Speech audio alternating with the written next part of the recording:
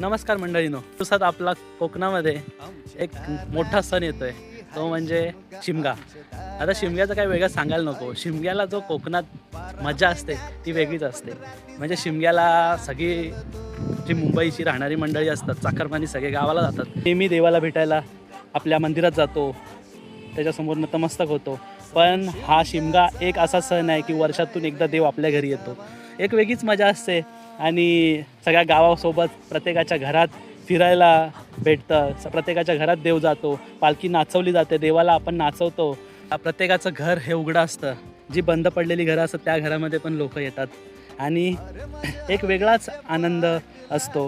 गाव पूर्ण गजबजलेलं असतं. कुंभामध्ये एक वेगळ्या प्रकारचं दृश्य असतं. होमाच्या बाजूनी फिरून एक ढोल ताशा घेऊन एक वेगळ्याच प्रकारची एक ऊर्जा आपल्याला तिथून भेटते. तर येत आहे ना कोकणामध्ये, तर लवकरात लवकर तिकीट बुक करा, 4-5 दिवसाची सुट्टी मारा आणि चला कोकणामध्ये शिमगा बघायला.